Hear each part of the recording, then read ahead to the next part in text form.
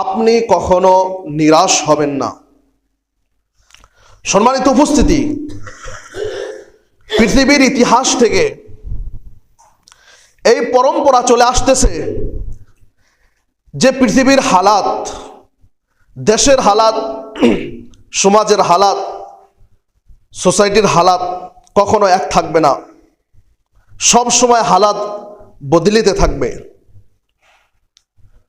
আজকে সোশ্যাল মিডিয়ার যুগ, আমরা সবাই ইন্টারনেট ব্যবহার করি, আমরা দেশ দুনিয়ার অবস্থা দেখতে পাই এবং একটি বাজে নিউজ যখন দেখা যাইতেছে যে এই নিউজটা বা এই খবরটা আমার বিপক্ষে, আমাদের বিপক্ষে, তখন দেখে মানুষ মানসিকভাবে দুর্বল হয়ে পড়ে। কিন্তু একজন মুমিন সে কখনো ফুল্লিভাবে পরিপূর্ণভাবে দুর্বল হবে না। মানসিকভাবে মানুষের উপর যখন কষ্ট আসবে, মানুষ মানসিকভাবে কিছু একটা দুঃখিত হবে, কিন্তু সে কখনো ক্রস লিমিট করবে না। তেমনিভাবে মানসিকভাবে যখন সুখ আসবে তখন মানুষ খুশি হবে আত্মিকভাবে, এটি মানসিকভাবে, কিন্তু সে কখনো ক্রস লিমিট করবে না, সে সীমানা ক্রস করবে না, সে লাইন ক্রস করবে না, সে লাইনের ভিতরেই থাকবে। এবং কোরআনের ভিতরে আল্লাহ রাব্বুল আলামিন বিভিন্ন নবী রাসূলদের বিভিন্ন জাতির ঘটনা আল্লাহ রাব্বুল আলামিন উল্লেখ করে আমাদের জন্য, পৃথিবীর মানুষদের জন্য এই দিক নির্দেশনা আমাদেরকে দিয়েছে যে যখন তোমাদের পরিস্থিতি খারাপ হবে, যখন তোমাদের অবস্থা ভালো থাকবে না, তুমি সেই সময় এই মানুষদের ইতিহাস দেখবে, এই মানুষদের ঘটনাগুলো পড়বে, এই মানুষদের ঘটনার সাথে তোমার জীবনের ঘটনাগুলো মিলাবে। তো তুমি অবশ্যই দেখতে পাবে যে তোমার দুঃখে বা তোমার কষ্ট তাদের কষ্টের সামনে অনেক কম, তাদের কষ্ট আরো অনেক বেশি ছিল। উদাহরণস্বরূপ মুসা আলাইহিস সালামকে আল্লাহ রাব্বুল আলামিন এমন সময় পৃথিবীতে পাঠান যে সময় সারা দেশের সমস্ত ছেলেদেরকে জবে করা হতো, ফেরাউনের আদেশে তাদেরকে জবে করা হতো। কিন্তু আল্লাহ রাব্বুল আলামিন এমন ব্যবস্থা করে সেই মুসা আলাইহিস সালামকে ফেরাউনের বাড়িতে লালন পালন করলেন। তারপরে তো পরীক্ষার শেষ নেই। সেই মুসা আলাইহিস সালাম, তার ডাইরেক্ট শত্রু ছিল ফিরআউন। মুসা আলাইহিস সালাম যে সময় মানুষদেরকে ভালো কথা বলতে যাবে, ফিরআউন ওই সময় এত বড় অপরাধ করে বসলো যেটি পৃথিবীর মধ্যে ওর চেয়ে আর কোনো অপরাধ, ওর চেয়ে আর বড় অপরাধ পৃথিবীর বুকে আর হতে পারে না। ফিরআউন তিনি নিজেকে বলল, আনা রব্বুকুমুল আলা, আমি তোমাদের সব থেকে বড় রব, আমি তোমাদের আল্লাহ, নাউজুবিল্লাহ, এই সমস্ত কথা বলল। এত খারাপ হওয়ার পরেও আল্লাহ রাব্বুল আলামিন মুসা আলাইহিস সালামকে বলতেছেন যে তুমি ফিরআউনের কাছে গিয়ে উত্তমভাবে কথা বলে তাকে তুমি আদেশ দিবে, তাকে তুমি দ্বীনের পথে আনার চেষ্টা করবে। আমি দ্বীনের কথা বলতেছি, 1000 দিন বলার পরেও মানুষ যদি লাইনে না আসে, এটি দুঃখের বিষয় নয়, বরং কন্টিনিউ আমাদেরকে মানুষদেরকে বলতেই থাকতে হবে। মানুষ দ্বীনের পথে আসুক বা না আসুক ওটি আমাদের দেখার বিষয় নয়, কিন্তু আমাদেরকে তাদেরকে দ্বীনের কথা, মানুষদেরকে আহ্বান করতেই হবে দ্বীনের দিকে, কারণ এটি নবী রাসূলদের কাজ। সম্মানিত উপস্থিতি, মুসা আলাইহিস সালামকে ফিরআউন তাড়া করলো। তাদের অনেক লম্বা ঘটনা, সাগরের সামনে যাওয়ার পরে সাগরের ভিতরে আল্লাহ রাব্বুল আলামিন 12টা রাস্তা বাহির করে দেয়। এই সমস্ত ঘটনা আমরা সবাই শুনেছি। তো এই পরিস্থিতি থাকার পরেও মুসা আলাইহিস সালাম কখনো আল্লাহ রাব্বুল আলামিনের রহমত থেকে নিরাশ হয় নাই, কখনো আল্লাহ রাব্বুল আলামিনের থেকে নিরাশ হয় নাই, বরং তিনি সবসময় আল্লাহ রাব্বুল আলামিনের প্রতি ভরসা করে রেখেছেন। এবং একজন মানুষ যখন কোরআনকে শুধু মুখস্থর জন্য নয়, শুধু তর্জমা না, কোরআনকে বোঝার চেষ্টা করবে, তখন মানুষ বুঝতে পারবে যে যদিও এই বইটা, এই কিতাবটা আজ থেকে 1450 বছর পূর্বে নাজিল করা হয়েছে। কিন্তু মানুষ যখন কোরআনকে বোঝার চেষ্টা করবে, নিজের অবস্থার সাথে মিলানোর চেষ্টা করবে, তখন মানুষ অবশ্যই দেখবে যে মনে হয় আজকে আমাদের অবস্থা দেখে আল্লাহ রাব্বুল আলামিন কোরআন নাজিল করে দিয়েছেন। সুবহানাল্লাহ। কারণ কোরআন এর হেফাজতের দায়িত্ব আল্লাহ রাব্বুল আলামিন নিজে নিয়েছে। এর ভিতরে আজ থেকে, যখন থেকে কোরআন নাজিল হয়েছে তখন থেকে কিয়ামত পর্যন্ত একটি হরফের মধ্যেও পরিবর্তন আসেনি এবং আসবেও না, কারণ এর দায়িত্বটা আল্লাহ রাব্বুল আলামিন নিজে নিয়েছে। আমি আপনাদের সামনে আয়াত তেলাওয়াত করতেছিলাম, সূরা হুদের আয়াত নাম্বার 10-11। এই আয়াতে আল্লাহ রাব্বুল আলামিন মানুষের অবস্থাকে তুলে ধরেছে। মানুষের অবস্থাকে তুলে ধরেছে যে মানুষ এক সময় অনেক ভালো পরিস্থিতিতে ছিল, বা অপর মানুষ এক সময় অনেক খারাপ পরিস্থিতিতে ছিল। তো তারা কি করে বা তাদের কি করা উচিত বা মানুষের কি পরিস্থিতি, এই সম্পর্কে আল্লাহ রাব্বুল আলামিন বলেছেন, ওয়ালা ইন আযাকনাল ইনসানা মিন্না রাহমাতান, যে যখন মানুষকে আমি আমার রহমতের স্বাদ চাখালাম, মানুষের উপর আমি মেহেরবানি করলাম। মানে এক সময় হালাত অনেক খারাপ ছিল, ব্যবসা বাণিজ্য সমস্ত ডাউন ছিল, চলার মতো একটা ধরেন ভালো সাইকেলও ছিল না, আরো অনেক ধরনের সমস্যা ছিল। কিন্তু মানুষের সমস্যা তো আর চিরদিন থাকে না। আল্লাহ রাব্বুল আলামিন সেই মানুষটাকে তার অবস্থা ভালো করে দিলেন, আল্লাহ রাব্বুল আলামিনের রহমত তার উপর ঢেলে দিলেন, তাকে খারাপ অবস্থা থেকে তাকে ভালো অবস্থার মধ্যে আল্লাহ রাব্বুল আলামিন এনে দিলেন। এনে দেওয়ার পরে আল্লাহ রাব্বুল আলামিন বলতেছেন, সুম্মা নাযা'নাহা মিন, যে তারপর আমি তাকে তার সেই অবস্থা থেকে ফিরিয়ে দিলাম। মানে আমি তাকে যে নিয়ামতগুলো দিয়েছি সেই নিয়ামতগুলো আমি তার কাছ থেকে ছিনিয়ে নিলাম। এই কারণে, এই অবস্থার পরিবর্তনের কারণে সে দুইটি কাজ করে। সে দুইটি কাজ করার আগে এই বস্তুটি আরো একটু ব্যাখ্যা করে বলতেছি, যে এক সময় মানুষের পরিস্থিতি, ধরেন যে কোনো মানুষের এক সময় পরিস্থিতি ভালো ছিল না, পরিস্থিতি অনেক খারাপ ছিল, সে নিজের রোজগার নিয়ে অনেক চিন্তিত ছিল। কিন্তু এখন ভালো মানের চাকরি বাকরি, ভালো মানের ব্যবসা বাণিজ্য হয়েছে, বাড়ি গাড়ি, টাকা পয়সা, সন্তান আদি অনেক বস্তু আল্লাহ রাব্বুল আলামিন তাকে দিয়েছে। সে ভালো চাকরি করতেছে, ভালো ব্যবসা বাণিজ্য করতেছে, খাইতেছে, পিনতেছে এবং ভালো মানের জীবনযাপন করতেছে।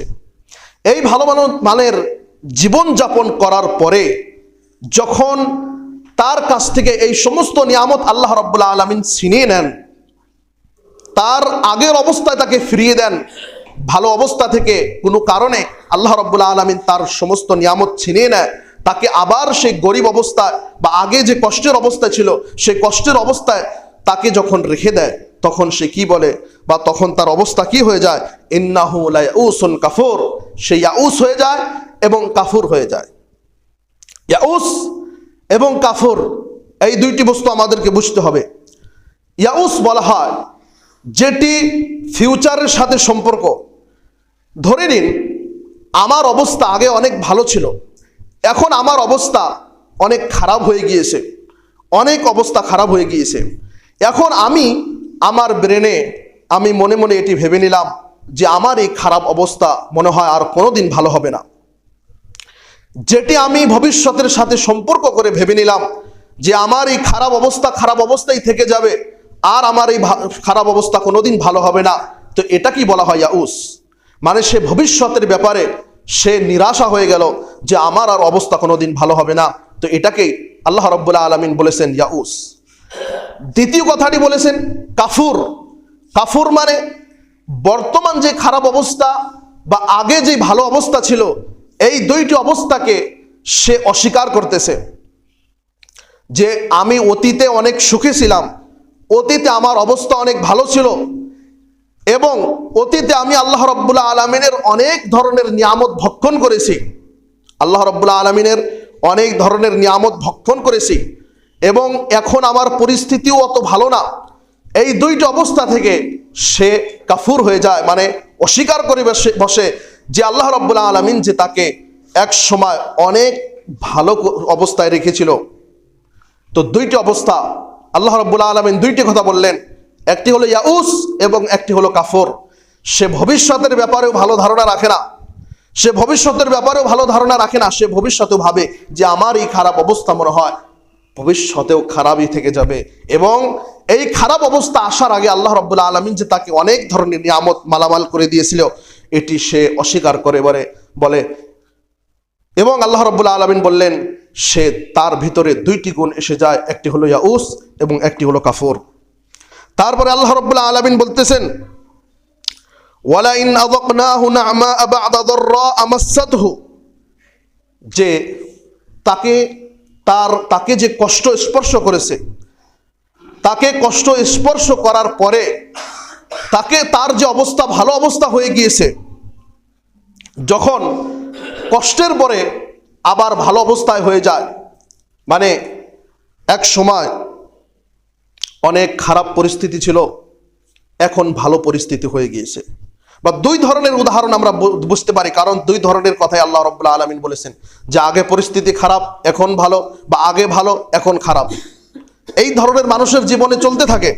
তো সেই সময় কি বলে যে যাহাবাস সাইয়্যাতু আন্নি লা ইয়াকুলান্না যাহাবাস সাইয়্যাতু আন্নি, যে আমার সব সমস্যা দূর হয়ে গিয়েছে। মানে আমাদের দেশীয় ভাষায় আমরা বলতে পারি যে ধরে নিন একজন মানুষ অনেক গরিব ছিল, অনেক মেহনত করে অনেক দৌড়াদৌড়ি করে একটি বড় ধরনের একটি বিজনেস আরম্ভ করেছে বা একটি চাকরি বাকরি পেয়েছে বা তার পজিশন একটু ভালো হয়ে গিয়েছে। এখন আমি আপনার সাথে আলোচনা করতেছি, তো এখন আপনি বলতেছেন বা যাকে আপনি বলতেছেন যে দেখো এই সমস্ত বস্তু সব আমি নিজে মেহনত করে করেছি, সব বস্তু আমার নিজের মেহনতে, ওখানে দৌড়েছি, এর পেছনে লেগেছি, এটা করেছি ওটা করে, এইভাবে কাজ করে করে আমি আমার অবস্থাকে ভালো করেছি। অথচ সে চিন্তা করলো না যে মেহনত তো আমাকে করতেই হবে, কিন্তু অবস্থা ভালো করে দেওয়ার মালিক হলো আল্লাহ। তুমি যদি এতই মেহনতি থাকো তাহলে তোমার যখন খারাপ অবস্থা ছিল তখন তুমি তোমার অবস্থা কেন ভালো করতে পারলে না? কারণ আমরা এখান থেকে জানতে পারলাম যে অবস্থা ভালো করে দেওয়ার মালিকও আল্লাহ এবং অবস্থা খারাপ করে দেওয়ারও মালিক আল্লাহ। অনেক মানুষ অনেক কষ্ট করার পরেও তারা নিজের জীবিকা নির্বাহ নিয়ে টেনশনে পড়ে আসে, অথচ মেহনত প্রচুর করতেছে। আবার অনেক মানুষ অল্প মেহনতেও অনেক কোটি কোটি টাকা পয়সা অর্জন করতেছে। তাহলে আমরা বুঝতে পারলাম যে মানুষের জীবনে টাকা পয়সা, রিজিক, এই বস্তুটার সম্পর্ক পুরোটাই আল্লাহ রাব্বুল আলামিনের হাতে। আল্লাহ রাব্বুল আলামিন যখন চান তখন দেন এবং যখন চান তখন তার উপর থেকে নিয়ামত ছিনিয়ে নেয়। তো এই দুই ধরনের দুই ক্যাটাগরির মানুষ, এই দুই ধরনের দুই ক্যাটাগরির মানুষই পথভ্রষ্টর মধ্যে পড়ে রয়েছে। যারা নিয়ামতের শুকরিয়া আদায় করে না এবং কষ্ট আসার পরে যারা আল্লাহ রাব্বুল আলামিনকে গালিগালাজ করে, যে আল্লাহ রাব্বুল আলামিনকে বলে যে শুধু আল্লাহ রাব্বুল আলামিন আমাকেই দেখলো, আমাকেই কষ্ট দিল আর অন্য মানুষকে দিল না, বা অনেক ধরনের কষ্ট আসার পরে আমাদের মুখ থেকে অনেক শিরকি অনেক ধরনের কথা বাহির হয়ে যায়, যেই কথাগুলো নিয়ে যদি গভীরভাবে চিন্তা ভাবনা করা যায় তাহলে মানুষ ইসলামের দায়রা থেকে, মানুষ ইসলামের বাউন্ডারি থেকে বাহির হয়ে যাবে। মানুষের উপর দুঃখ কষ্ট আসার পরে মানুষ এই ধরনের কথাবার্তা বলে থাকে। কিন্তু আল্লাহ রাব্বুল আলামিন বলেছেন যে এই দুইটি ক্যাটাগরির মানুষের পরে ইল্লাল্লাযীনা সাবারু, যারা সবর করেছে, ধৈর্য ধরেছে। ধৈর্যর অর্থ এই নয় যে কষ্ট আসার পরে আমি অনেক গালিগালাজ করলাম, আমার মনের অনেক কথা, খারাপ কথাও আমি আল্লাহর ব্যাপারে বলে ফেললাম, তারপরে ধৈর্য ধরলাম, এটি ধৈর্য নয়। বরং ধৈর্য কাকে বলে? যে আমার উপর এই কষ্টটি এসেছে, এই কষ্টটি আমার ভাগ্যে আগে থেকে লেখা ছিল। কারণ মানুষ সৃষ্টি করার 50,000 বছর পূর্বেই আল্লাহ রাব্বুল আলামিন মানুষের তাকদির লিখে দিয়েছেন, কি হবে, কি করবে, কি খাবে, কি পিনবে, সমস্ত বস্তু আল্লাহ রাব্বুল আলামিন লিখে দিয়েছেন। এবং মানুষ যখন তার মায়ের পেটে থাকে 120 দিন হওয়ার পরে আল্লাহ রাব্বুল আলামিন একটি ফেরেশতার মাধ্যম দিয়ে তার তাকদিরকে আবার লিখে দেয়। প্রতি বছর রমজান মাসে লাইলাতুল কদর রাতে মানুষের তাকদির লেখা হয়, এইভাবে মানুষের তাকদির লেখা হয়ে থাকে। তো কষ্ট আসার পরে আমাদেরকে এটি ভাবতে হবে যে এই কষ্টটা আমার তাকদীরে আগে থেকেই লেখা ছিল এবং হতে পারে এই কষ্ট আমাকে কোনো একটি বড় সফলতার কাছে গিয়ে পৌঁছে দিবে। আপনি দেখেন ইউসুফ আলাইহিস সালামের ঘটনা। ইউসুফ আলাইহিস সালাম তেনারা 12 ভাই ছিলেন। 12 ভাইয়ের মধ্যে ইউসুফ আলাইহিস সালাম ছিলেন সবথেকে ছোট। সবথেকে ছোট তার পিতা ইয়াকুব আলাইহিস সালাম, তিনিও নবী। ইয়াকুব আলাইহিস সালাম তেনার সন্তান ইউসুফ আলাইহিস সালামকে অনেক মহব্বত করতেন, যেই কারণে তার বাকি ভাইরা এই মহব্বতটা সহ্য করতে পারলো না। ইউসুফ আলাইহিস সালাম একদিন তার পিতাকে বললেন যে পিতা, ইন্নী রাআইতু আহাদা আশারা কাওকাবান ওয়াশ শামসা ওয়াল কমারা রাআইতুহুম লি সাজিদিন, যে আমি দেখলাম 11টা তারা, চন্দ্র সূর্য আমাকে সিজদা করতেছে। এই কথাটি তার বাবাকে বলার পর ইয়াকুব আলাইহিস সালাম কথাটি ভালোভাবে বুঝতে পারলেন যে নিশ্চয় আমার এই সন্তান অনেক বড় হবে, মানে আল্লাহ রাব্বুল আলামিন তাকেও নবী বানাবেন। তো ইয়াকুব আলাইহিস সালাম তার সন্তানকে ইউসুফ আলাইহিস সালামকে বললেন যে তুমি এই কথাটা তোমার ভাইদেরকে বলে দিও না, কিন্তু বয়স অল্প থাকার কারণে সেই কথাটা বলেই ফেলে ভাইদেরকে। তারপর ভাইরা প্ল্যানিং করে অনেক লম্বা ঘটনা, তাকে কুয়ায় ফেলে দেয়। তো রাস্তার ধারে যখন কুয়ায় ফেলে দেওয়া হয়, কুয়ার ভিতরে থাকার পরে এক ধরনের মানুষ যখন বিজনেসের কাফেলা যখন তারা মিশরে যাচ্ছিল, মিশরে যাওয়ার সময় সেই কুয়া থেকে যখন পানি ওঠানোর জন্য বালতি নিচে ফেলেছে, তখন সেই বালতির সাথে ইউসুফ আলাইহিস সালাম উঠেছে। ওঠার পরে তাকে মিশরের বাজারে নিয়ে গিয়ে বিক্রি করেন এবং মিশরের যে বাদশা আজিজ তিনি তাকে ক্রয় করেন। আপনি দেখেন যেই ভাইরা ইউসুফ আলাইহিস সালামকে ষড়যন্ত্র করে কুয়ায় ফেলে দিল, এমন পরিস্থিতি আল্লাহ রাব্বুল আলামিন এনে দিলেন যে এক সময় সারা মিশরের ভিতরে যখন হাঙ্গামা হয়ে যায়, কাহাত সালি যেটাকে বলা হয়, দুর্ভিক্ষ নেমে আসে, মানুষ কি খাবে কি পিনবে, সেই সময় জমিন থেকে ফসল উৎপাদন হচ্ছিল না। এই সময় তার ভাইরা যখন হাউমাউ করতেছিল, সেই সময় আল্লাহ রাব্বুল আলামিন ইউসুফ আলাইহিস সালামকে মিশরের বাদশা বানিয়ে দেয় এবং তার ভাইরা ইউসুফ আলাইহিস সালামের দরবারে গিয়ে তারা ক্ষমা চায়, পাও ধরে। এইভাবে আল্লাহ রাব্বুল আলামিন সিস্টেম বদলাতে থাকেন। তো আমাদের জন্য কর্তব্য হলো যে আমরা আল্লাহ রাব্বুল আলামিনের কুদরত, আল্লাহ রাব্বুল আলামিন যে সমস্ত ক্ষমতার মালিক, এই আল্লাহ রাব্বুল আলামিনের এই ক্ষমতার উপর আমরা ঈমান আনবো। আর সব বস্তু আমরা নিজেই করার চেষ্টা করব না। আমাদের উপরে যতটুক দায়িত্ব আছে আমরা ততটুক দায়িত্ব পালন করে বাকিটা আমরা আল্লাহ রাব্বুল আলামিনের সুপুর্দ করে দেব। আমরা আল্লাহ রাব্বুল আলামিনের উপর ভরসা করব এবং যে কোনো কাজ করব আমরা আল্লাহ রাব্বুল আলামিনের নিকটে অবশ্যই সাহায্য চাইব।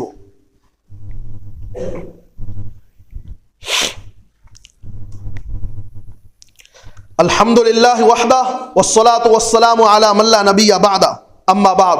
সম্মানিত উপস্থিতি, আমরা বলছিলাম যে মানুষের দুইটি ক্যাটাগরি বলার পরে আল্লাহ রাব্বুল আলামিন তৃতীয় ক্যাটাগরি বললেন যে যারা ধৈর্য ধরেছে, এবং ধৈর্যর কথাও বললাম যে আপনাকে মুখ বন্ধ করে চুপ থেকে কোনো মানুষকে নালিশ না করে ধৈর্য ধরার নামই হচ্ছে ধৈর্য।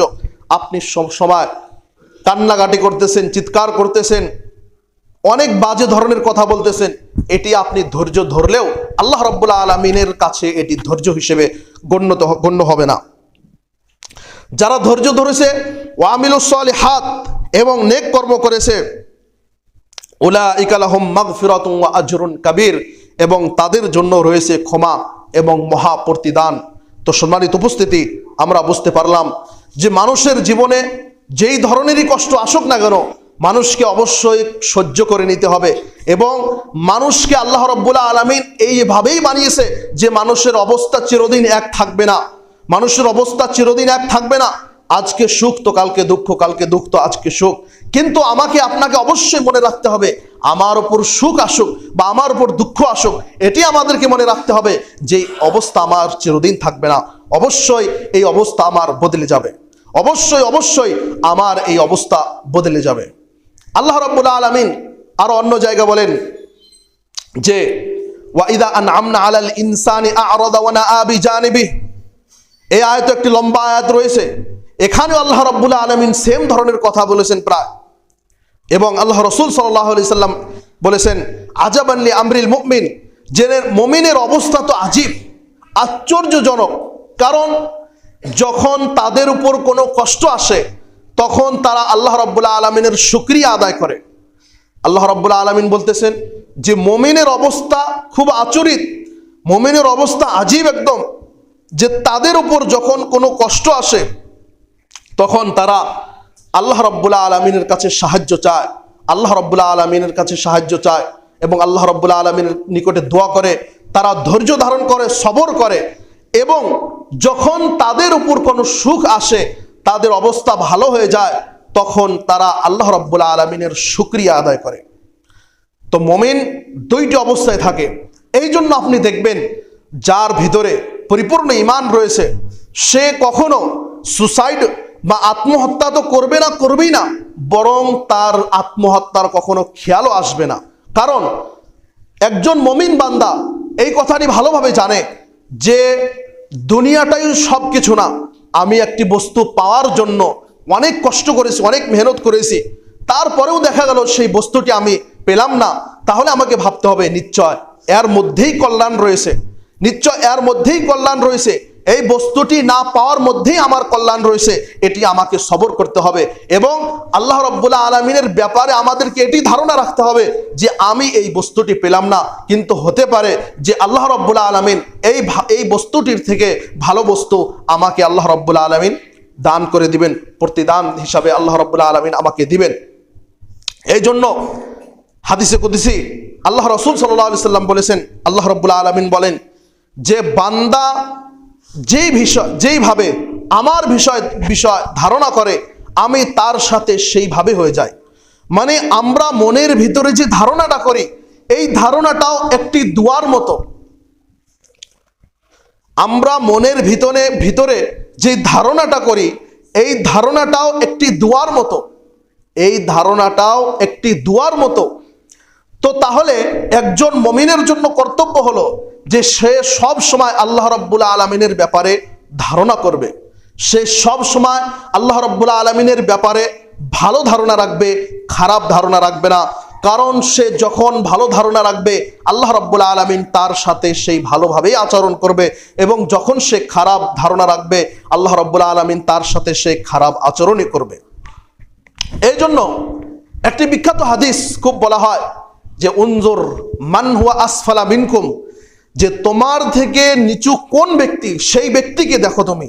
কারণ আপনি যখন দুনিয়ার পৃথিবীর ইতিহাস পড়বেন, কোরআনের ভিতরে যে অনেক পুরানো ইতিহাস আল্লাহ রাব্বুল আলামিন বলে দিয়েছে, বা নবী রাসূলদের ইতিহাসও যখন আপনি পড়বেন, আল্লাহ রাসূল সাল্লাল্লাহু আলাইহি ওয়াসাল্লামের জীবনীও আপনি পড়বেন, তখন দেখতে পারবেন যে তাদের যুগে সেই সময় তারা কতটুকু কষ্ট করত।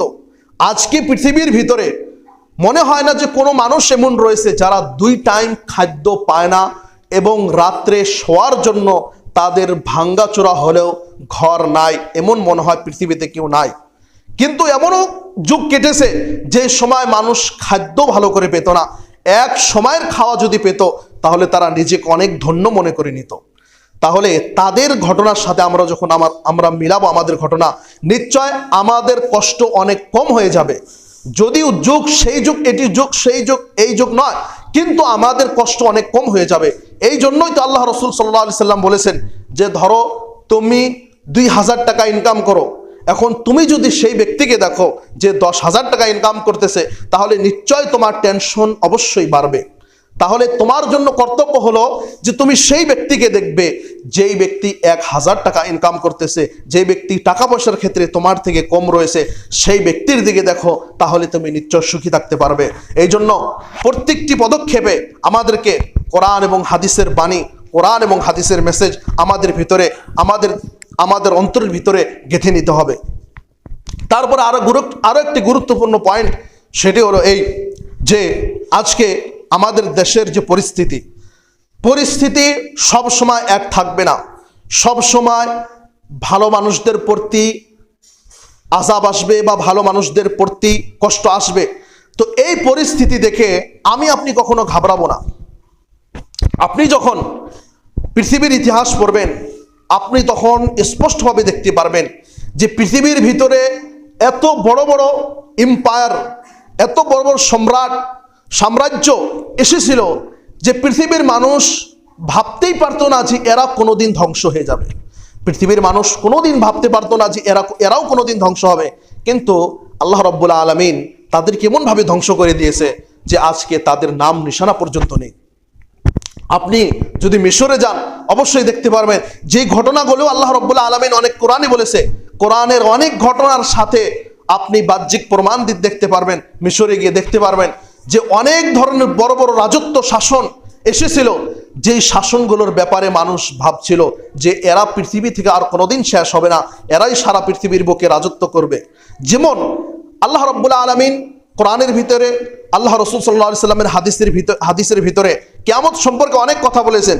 তো কিয়ামত আসার পূর্বে কিয়ামতের অনেক আলামতের মধ্যে আলামতে কুবরা যেগুলোকে বলা হয় বড় আলামত, সেই বড় আলামতের মধ্যে একটি আলামত বলেছে ইয়াজুজ মাজুজ বাহির হবে। এই আজুজ মাজুজের কাজ কি হবে? তারা পৃথিবীর ভিতরে অনেক বিশৃঙ্খলা সৃষ্টি করবে এবং তারা আকাশের দিকে তীর মারবে যে এখন দুনিয়ার মানুষ কি শেষ করলাম, এখন উপরওয়ালাকে শেষ করি, মানে আল্লাহ কি মেরে ফেলি এখন, এই ধরনের তাদের ধারণা থাকবে। এইভাবে তারা যখন তাদের তীর আকাশের দিকে নিক্ষেপ করবে তখন তাদের তীরের মাথায় রক্ত লাগে আবার তাদেরকে ফিরিয়ে দেওয়া হবে এবং তারা ভাববে যে মনে হয় উপরওয়ালাও শেষ হয়ে গিয়েছে। এটি তাদের ধারণা। তাদের অবস্থা, তাদের সাইজ অনেক বড়, মানুষকে তারা প্রাণীর মতো ধরে খাবে, এই ধরনের অবস্থা। তো পৃথিবীর ইতিহাসে একটি জাতি ছিল যেই জাতিকে বলা হয় মঙ্গোলিয়া।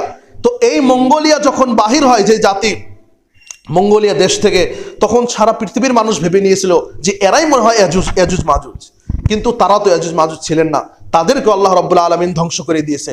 তেমনিভাবে আব্রাহা যখন কাবা শরীফকে ধ্বংস করার জন্য আসে, পুরো আরব জাতির ভিতরে ততটুকু শক্তি ছিল না যে তাদের সাথে যুদ্ধ বিদ্রোহ করে সেই কাবা শরীফকে তারা বাঁচাবে, তাদের কাবা শরীফকে রক্ষা করবে। কিন্তু আল্লাহ রাব্বুল আলামিন সে আব্রাহাকে, তাদের দলকে কিভাবে ধ্বংস করে দিয়েছে ছোট্ট ছোট্ট পাখির মাধ্যম দিয়ে। তো সম্মানিত উপস্থিতি, কথা অনেক লম্বা হয়ে গেল।